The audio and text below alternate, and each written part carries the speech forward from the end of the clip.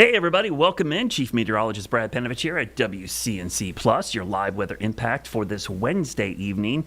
It is now February 4th, and while I'm never a big fan of cold rain, this is probably one of the few times we can all be happy because last night, at least for most of our area, and I will say most because we had some slick spots up in the mountains and foothills after rain and a refreeze up there. It wasn't a big deal, but there were some accidents up in the Blowing Rock, Boone area this morning. Most of us stayed above freezing for the first time since the 23rd of January. It has been a while since we've seen temperatures above freezing. So we actually thawed and melted a lot of snow. And right now I'm looking at rain on our radar. Here's a look at the radar out there. In the corner of the screen, you'll see the Clash briefly there. We had it up.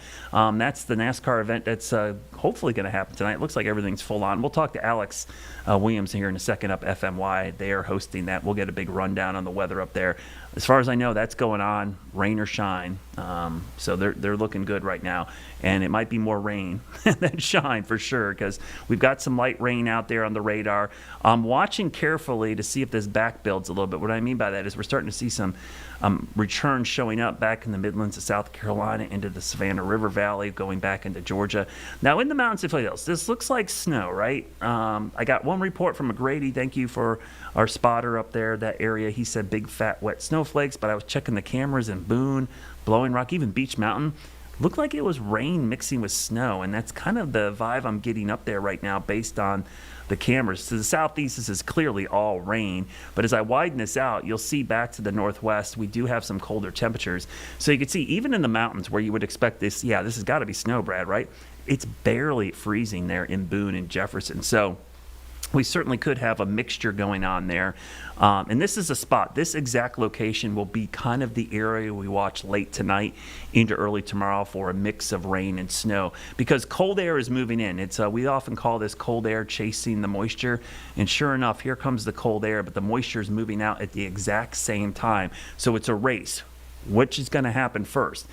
I think it's going to be close enough that there'll be a little crossover where we could see a brief mix. But here's the thing, just because it snows doesn't mean it's going to cause rough issues on the roads because temperatures, while they could get much cooler tonight, and I do expect it to get near freezing, if you're at 31, 32 with snow, it tends to be wet and melting on. It's not icy. You normally have to be in the upper 20s.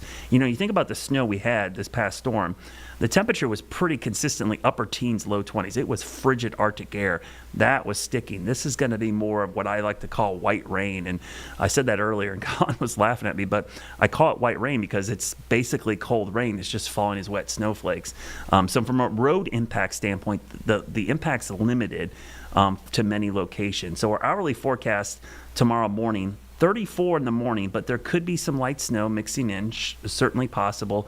But most areas are actually going to be above freezing tomorrow. So no matter what falls, it's not going to cause a big deal. Now, this is kind of a unique setup. The cold front pushes through, but the moisture lingers. This is kind of what we call an inverted trough, that black line that's going back. That's helping to enhance some of the moisture on the backside. It's kind of rare for that to happen. 9 out of 10 times it doesn't produce a whole lot, but our futurecast is insisting on at least some flurries around daybreak tomorrow. But notice the temperatures, not frigid. This is not going to be that big of a deal. Once the sun comes up, even though it's cloudy, that's still enough to probably melt most of them. I mean, if it's snowing at 33 or 34, that's basically rain, right? And so I don't anticipate big issues. By the middle of the day, we're close to 40 degrees. Now, I think the bigger issue is probably going to be Friday morning. So this is 1 o'clock Friday morning. So way, way early. It's like basically Thursday night. Anything wet from the rain tonight, early tomorrow, melting snow still, that is going to refreeze Friday morning. We're going to be in the 20s. That is cold enough, long enough to cause issues with a refreeze. So to me, I don't expect travel issues tomorrow morning at all. They'd be super isolated to limited. But Friday morning might be one of those things that catch you off guard because people see snow falling and they freak out. But when there's no snow falling, but the road temperature is like 29, that's actually probably the scarier time. And I think that's the time frame we could see some issues. Really cold air coming in Friday night and Saturday. We're going to start the weekend on a super cold note, but temperatures recover. Now, our winter weather impacts, this is from the Weather Prediction Center, the light gray is limited. So it's kind of telling you we're not expecting much of anything. The dark gray means nothing at all, which includes most of Charlotte. So here's kind of a timeline. If you're going to see snow, 2 to 9 a.m., it's going to be mixing with rain. It's basically going to have the same impact as rain. And then we see everything kind of move out. Watch the bridges north, though. If temperatures do drop into the upper 20s in your area, that is definitely an area to watch. This is for everybody who's sick of the cold. We've got warm air on the way next week.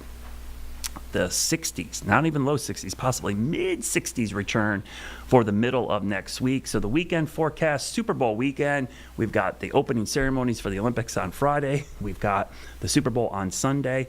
Chilly weekend overall. Temperatures generally in the 40s, but we should see sunshine. So more melting going on, but watch the refreeze cycle. That's going to continue. I'm kind of curious. I'm waiting to see whose pile of snow is going to last the longest.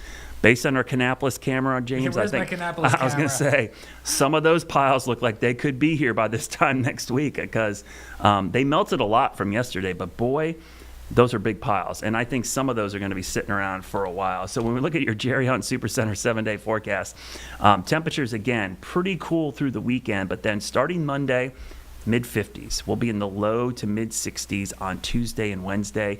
And the 10-day forecast shows pretty consistent warmth next week. There's signs of a pretty big storm, basically Valentine's Day weekend. Boo. Yeah, right now it looks like just rain, but tell you what, man, that Valentine's Day weekend is like one of those points on the calendar climatologically where we've had a lot of winter storms that weekend. So we'll keep an eye on that. But right now, it looks like a big warm-up next week. We'll take a look at that Kannapolis camera. Look at those piles of snow. Still there. How long is that going to last? That'll be a question we'll try to answer. Stick around. Alex is going to join us from FMY. We'll talk about the Clash and talk about this brief wintry mix.